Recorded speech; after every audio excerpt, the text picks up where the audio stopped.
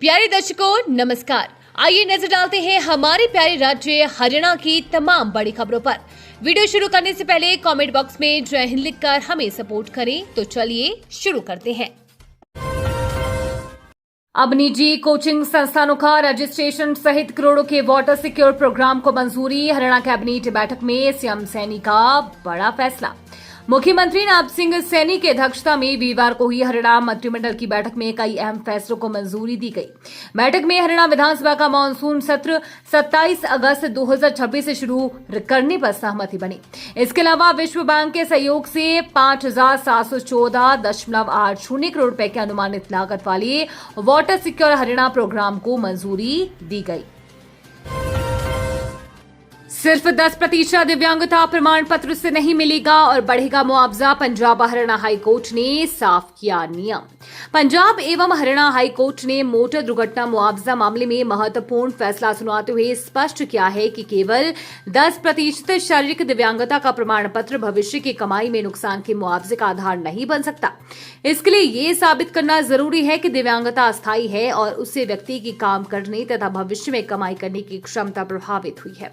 Justice Deepak Gupta ने दिव्यांगता के आधार पर मुआवजा बढ़ाने की मांग वाली अपील खारिज करते हुए कहा है कि शारीरिक दिव्यांगता और कमाई की क्षमता में होने वाला नुकसान एक ही चीज नहीं है। स्वतंत्रता दिवस पर सुबह 4 बजे से दौड़ेगी दिल्ली मेट्रो।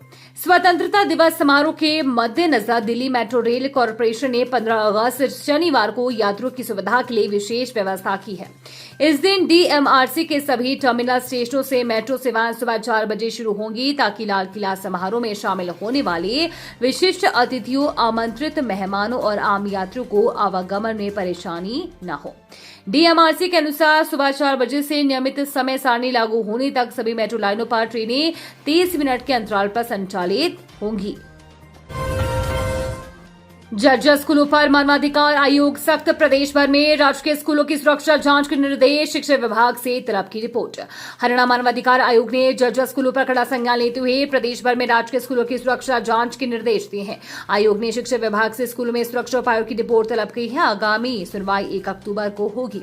दरअसल 6 अगस्त को सोनीपत जिले के गन्नौर उपमंडल स्थित राजकीय प्राथमिक पाठशाला गढ़ी बिलिंदा के मुख्य प्रवेश द्वार का एक हिस्सा नीचे गिर गया था, जिसकी चपेट में आने से 11 वर्षीय यश कुमार मलबे के नीचे दब गया। पहले उसे गन्नौर अस्पताल ले जाएगा, लेकिन बाद में उसकी मौत हो गई थी। बाढ़ की तैयारियों और मौजूदा स्थिति की समीक्षा का जलभराव वाले क्षेत्रों में तुरंत पानी निकासी के निर्देश। श्रुति चौधरी। हरियाणा की सिंचाई एवं जल संसाधन मंत्री श्रुति चौधरी ने वीरवार को विभाग के वरिष्ठ अधिकारियों के साथ बैठक कर प्रदेश में बाढ़ की तैयारियों और वर्तमान जलभराव की स्थिति की विस्तृत समीक्षा की। बैठक में उन्होंने अधिकारियों से बाढ़ नियंत्रण के लिए किए जा रहे कार्यों की प्रगति की जानकारी ली और विभिन्न जिलों में जलभराव से उत्पन्न स्थिति का जायजा लिया। मंत्री ने स्पष्ट निर्देश दिए कि बरसाती पानी की निकासी में किसी भी स्तर पर देरी नहीं होनी चाहिए और खड़ी फसलों को नुकसान से बचाने के लिए विभाग पूरी तरह सतर्क रहे। 2600 करोड़ रुपए के भुगतान और स्टॉक से जुड़े मामलों की जल्द निपटारा करे। राइस मिलर्स ने सरकार से की मांग। देश भर के राइस मिलर्स ने धान की स्टॉक और लंबित भुगतान से जुड़े मामलों के शीघ्र समाधान की मांग को लेकर सेक्टर 87 तक खाद्य एवं आपूर्ति विभाग के मुख्यालय के सामने प्रदर्शन किया।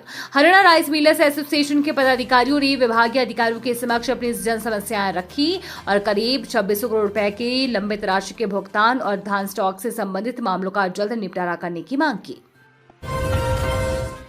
मशरूम उत्पादन में हरियाणा को अग्रणी बनाने की तैयारी। हाइड्रोपोनिक्स और वर्टिकल फार्मिंग को मिलेगा बढ़ावा। हरियाणा सरकार ने खेती को पारंपरिक फसलों तक सीमित रखने के बजाय आधुनिक तकनीकों और अधिक लाभ वाली बागवानी गतिविधियों से जोड़ने की दिशा में कदम तेज कर दिए हैं। सरकार का फोकस मशरूम उत्पादन, संरक्षित खेती, हाइड्रोपोनिक्स, एरोपोनिक्स, ग्रीन हाउस और वर्टिकल फार्मिंग जैसी तकनीकों के विस्तार पर है।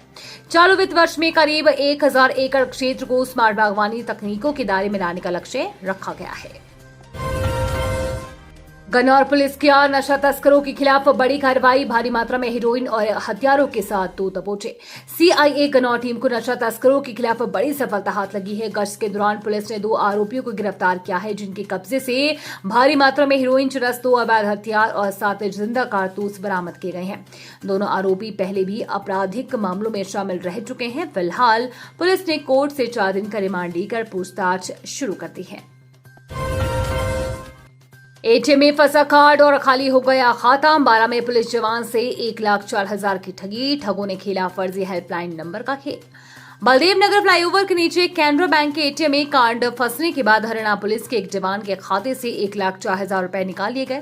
पुलिस ने धोखाधड़ी का केस दर्ज कर जांच शुरू कर दी है। पुलिस आसपास लगे सीसीटीवी कैमरों और उस मोबाइल नंबर की जांच कर रही है जिस पर कॉल करने के लिए एटीएम के अंदर कागज चिपका हुआ था।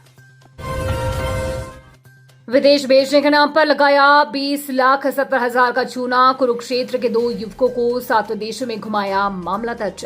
अमेरिका भेजने के नाम पर कुरुक्षेत्र के 2 युवकों से लाखों रुपए की ठगी करने का मामला सामने आया है। आरोप है कि कुरुक्षेत्र के गांव ठोल निवासी एक व्यक्ति ने अपनी पत्नी के साथ मिलकर दोनों युवकों को अमेरिका भेजने का झांसा दिया, लेकिन उन्हें अमेरिका भेजने के बजाय थाईलैंड, वियतनाम, इंडोनेशिया, दुबई और कजाकिस्तान समेत 7 देशों में घुमाता रहा। ये थी आज की फटाफट खबरें। हम मिलेंगे अगले बुलेटिन में, तब तक के लिए धन्यवाद और जय हिंद।